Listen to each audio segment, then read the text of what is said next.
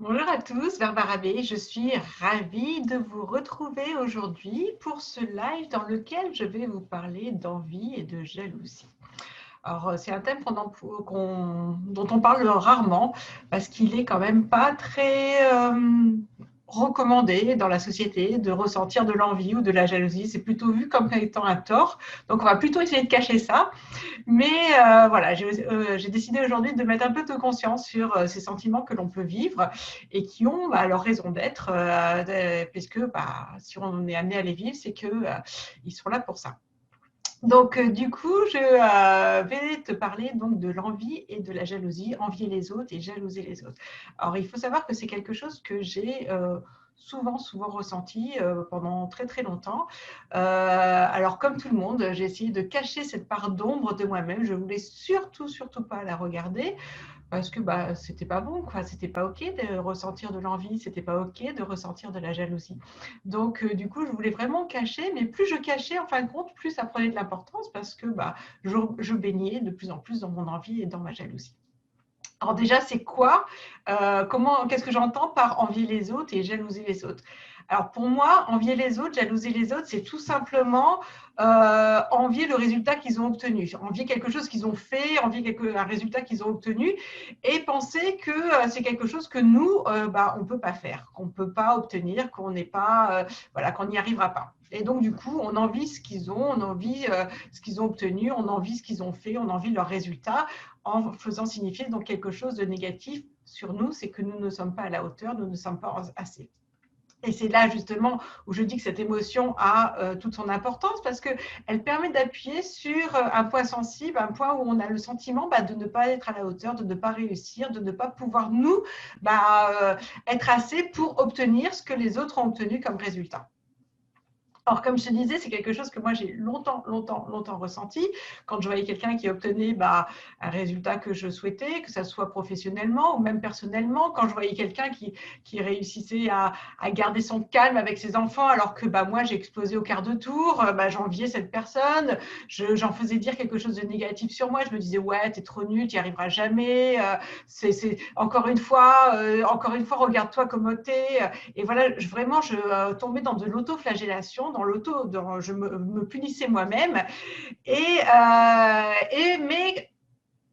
comme je ne voulais pas quand même trop regarder cette envie, cette jalousie, en fin de compte, je baignais dans cette émotion sans vraiment y mettre le mot dessus. Je ne me disais pas, tiens, tu ressens de la jalousie envers cette personne, ou tiens, tu es envieuse de cette personne, du comportement de cette personne, des résultats de cette personne. Non. J'étais juste dans l'autoflagellation et également dans le jugement de l'autre, parce que bien souvent, du coup, je disais des méchancetés sur l'autre personne, je la rabaissais pour essayer je la faisais descendre du piédestal sur lequel je l'avais mis, et donc du coup je la rabaissais pour vraiment me dire, voilà, en fin de compte, elle a peut-être réussi ça, mais elle n'est pas si à la hauteur que ça, elle n'est pas si exceptionnelle que ça, elle est vraiment, comme tout le monde, elle est vraiment comme toi, quoi, Barbara. Et donc, voilà, donc je baignais dans cette envie, dans cette jalousie, sans vraiment reconnaître que j'étais envieuse ou que j'étais jalouse des autres.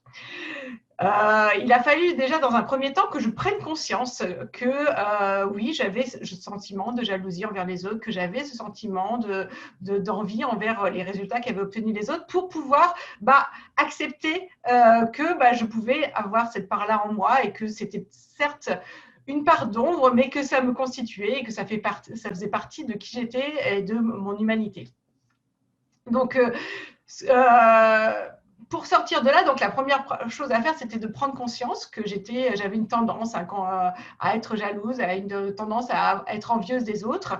Et la deuxième chose à faire, c'est de comprendre que je n'avais pas à en faire signifier forcément quelque chose de négatif sur moi.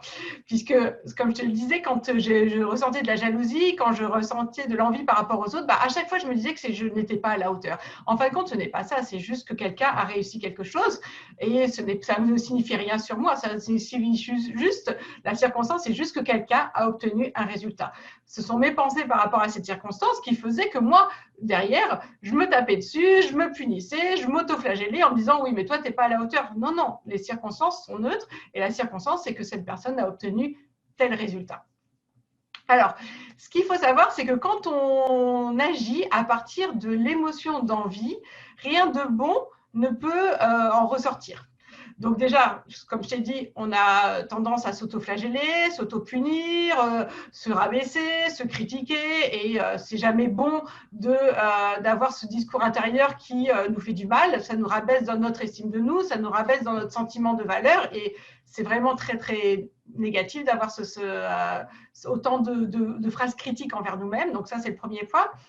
Le deuxième point, c'est lorsque on est dans cette comparaison sans arrêt vers les autres qui ont réussi, ben, on peut avoir tendance à les copier. On peut avoir tendance à chercher à vouloir faire la même chose qu'eux, en se disant si eux ils ont eu leur résultat, si je fais la même chose, j'aurai le même résultat. C'est la vision processus, et ils ont fait A plus B plus C, ils ont eu D, moi je vais faire A plus B sur C et je vais avoir D. Sauf que chacun vit dans son propre chemin, et on n'a donc pas à copier le chemin des autres. La seule chose dont on a à faire, c'est avancer sur notre propre chemin à nous. C'est uniquement ça qu'on a à faire, c'est avancer sur notre propre chemin à nous. Et donc on peut en effet s'inspirer du chemin des autres, mais le chemin des autres leur appartient. Nous, ce que nous avons à faire, c'est avancer sur notre chemin à nous et uniquement le nôtre. Donc ça, c'est le deuxième point négatif, c'est que du coup, on va avoir tendance à vouloir copier les autres, et donc on va se désaligner de ce qui compte réellement pour nous, de ce qui vibre en nous, puisqu'on va vouloir faire des actions qui sont des actions qu'on pense devoir faire, mais qui ne sont pas des actions qui nous font intrinsèquement envie. Ça, c'est le deuxième point. Et le troisième point aussi qui est négatif, lorsqu'on baigne dans cette émotion d'envie des autres, de jalousie par rapport aux résultats que les autres ont obtenus, c'est que, comme je te l'ai dit, on peut avoir tendance à vouloir rabaisser les autres, on va les juger, on va les critiquer, on va vouloir les baisser du piédestal sur lesquels on les a nous posés.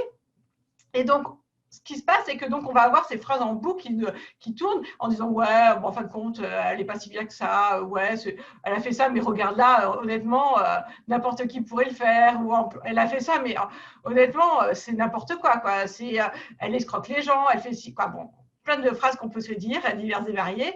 Mais ce qu'il faut comprendre, c'est que là, ce qu'on envoie à notre cerveau, c'est, on lui dit, là, tu as vu, là, quand quelqu'un réussit, quand quelqu'un obtient un succès, les autres la critiquent dans leur dos. Les autres lui disent du mal dans leur dos. Puisque moi, je montre à mon cerveau que l'exemple que je fais, c'est que je critique ceux qui ont réussi, mon cerveau se dit, oh là là, c'est dangereux de réussir, c'est dangereux d'avoir du succès, parce que si j'ai du succès, les autres vont me critiquer. Donc, je me mets en danger. Donc, plutôt que de me mettre en danger, qu'est-ce que je vais faire ? Je vais me protéger, parce que notre mental, il est très, très, très, très fort pour nous protéger. Donc, du coup, ce qu'il va faire, c'est qu'il va nous auto-saboter. Et donc, on va s'auto-saboter nous-mêmes pour ne pas réussir et pour ne pas prendre le risque d'être critiqué à notre tour. Donc, ressentir cette émotion d'envie, ressentir cette émotion de jalousie en soi, il n'y a pas de problème. C'est instinctif, c'est une émotion qu'on a parce qu'on a des pensées qui nous donnent cette émotion-là, mais en soi, ce n'est pas un problème. Le problème vient quand on agit à partir de cette émotion d'envie, lorsqu'on agit à partir de cette émotion de jalousie des autres. Alors, pourquoi j'ai décidé de te parler de ça aujourd'hui? Tout simplement parce que hier, j'ai lu un post de Claudia Natella, qui est un coach pour entrepreneurs, mais également coach de vie, qui explique dans son post, qui se célèbre dans son post parce qu'elle a atteint les 100 000 euros de chiffre d'affaires pour le mois de janvier. Donc, pour l'instant, donc c'est un chiffre d'affaires qui va encore augmenter d'ici la fin du mois, mais donc qu'elle a atteint ce nouveau palier de 100 000 euros de chiffre d'affaires. Et donc moi, instinctivement, la première émotion qui est venue, c'est un peu cette émotion, cette étincelle d'envie en disant « Oh là là, c'est trop bien ce qu'elle a eu, oh là là, elle a de la chance d'avoir eu ça, oh là là, là là là là ». Et là, comme je mets beaucoup de conscience sur mes pensées, donc je me suis dit, ok, oh là là, attention la coquine, tu es en train d'avoir une émotion d'envie, une émotion de jalousie. Alors, ce qui est important de savoir, c'est que je n'en fais rien signifier sur moi. Je ne me dis pas, oh là là, tu as une émotion d'envie, c'est pas bien Barbara. Non, non, non, non. Je me dis juste, ah tiens, j'ai une émotion d'envie actuellement, pas de bon, pas de mauvais, juste de la conscience sur l'émotion qui est là à l'instant T. Donc du coup, je suis avec cette émotion d'envie et je me dis, qu'est-ce qui se cache derrière tout ça? Pourquoi j'ai cette émotion d'envie? Et ce qui est important donc de me dire à ce moment-là, c'est que je me suis dit donc oups, oups, oups, je l'ai encore fait, I did it again. Je suis encore tombée dans cette émotion d'envie. Comme je te l'ai dit, pas de bon, pas de mauvais. Mais par contre, là, ce que je veux faire maintenant, c'est de choisir intentionnellement qui je veux être et comment je veux réagir. C'est-à-dire que je choisis de ne pas réagir à partir de cette émotion d'envie ou de cette émotion de jalousie des résultats qu'a pu avoir Claudia, mais je choisis comment je veux réagir. Alors j'ai réfléchi, je me suis dit, bah, qu'est-ce que je veux ressentir à la place? Bah, je veux ressentir vraiment être profondément heureuse pour Claudia d'avoir réussi à atteindre ce nouveau palier dans l'expansion de son business. Je veux ressentir de la gratitude parce qu'elle me montre que c'est possible. Elle me montre que si c'est possible pour elle, bah, c'est aussi possible pour les autres et donc c'est également possible pour moi. Donc ressentir cette reconnaissance envers le chemin qu'elle a parcouru et qui me montre donc et qui m'ouvre le champ des possibles. Et la troisième émotion que je voulais ressentir, en fin de compte, c'était une émotion de désir. C'est-à-dire que j'ai voulu changer cette émotion d'envie en émotion de désir. Parce qu'en fin de compte, ce que je te disais au début, c'est qu'il n'y a pas, quand on ressent de l'envie, quand on ressent de la jalousie, on peut en faire signifier quelque chose de négatif sur soi. On peut se dire que c'est pas bon de ressentir cette émotion. Moi, j'ai pris l'option de me dire, quand je ressens ça, c'est parce que ça appuie sur un bouton en moi, ça éveille quelque chose en moi qui est essentiel pour moi. Si je ressens de l'envie par rapport au résultat qu'elle a obtenu, c'est que quelque part, j'ai le désir d'obtenir le même résultat. Et donc, du coup, j'ai voulu switcher donc, cette émotion d'envie en émotion de désir et je me suis dit, qu'est-ce qui est réellement important pour moi? Qu'est-ce que je veux vivre dans les résultats qu'elle a eus?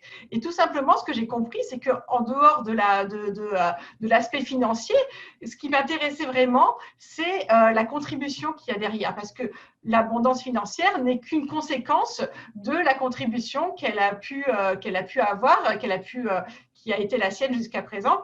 Et donc, moi, c'est ça qui m'intéresse vraiment au fond du fond. Vraiment, mon désir d'âme, c'est vraiment de contribuer à éveiller les consciences de l'humanité. Et c'est vraiment ça qui se cachait derrière cette envie que j'ai pu ressentir. Donc, pour te résumer donc, rapidement, donc, cette émotion d'envie, cette émotion de jalousie par rapport aux résultats qu'on a pu avoir des autres. Donc, comprendre qu'il n'y a pas de mal en soi de ressentir cette émotion, ce n'est juste qu'une émotion, qu'il n'y a pas de problème, il ne faut pas en faire dire quelque chose de négatif sur soi en disant c'est pas bien de ressentir de l'envie. Non, non, tu ressens cette émotion parce qu'elle a sa raison d'être pour toi. Et ensuite, donc, prendre conscience de ce que l'on ressent et de ne rien en faire dire de significatif sur soi. C'est-à-dire que ce n'est pas parce que les autres ont réussi là où tu aimes réussir que ça veut dire que toi, tu n'es pas à la hauteur. Ça ne veut pas dire non plus que tu n'es pas assez. Ça veut juste dire, la circonstance, c'est que les autres ont obtenu un résultat. Et donc, le troisième point, c'est de choisir intentionnellement qu'est-ce que tu veux vivre à la place, parce que créer à partir de l'envie, créer à partir de la jalousie, agir à partir de ces deux émotions-là ne fait rien de bon, comme j'ai pu te le dire. Donc, il faut choisir intentionnellement comment tu veux être à la place.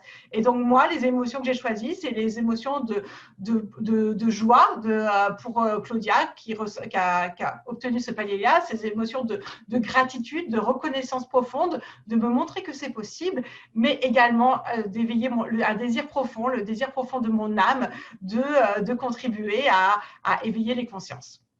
Donc voilà, c'est un processus que je voulais te partager aujourd'hui parce que je l'ai vécu hier soir. Et cette envie, cette jalousie que pendant longtemps j'ai voulu cacher, elle continue à pointer le bout de son nez. Mais maintenant, je n'en fais plus dire quelque chose de significatif sur moi. Et c'est vraiment ça que je te propose de vivre à partir grâce à cette vidéo que je te partage. Donc voilà, j'espère que tu as trouvé de la valeur dans ce live. Pour ma part, je te souhaite de passer une très, très, très, très belle journée et je te dis à très bientôt. Au revoir.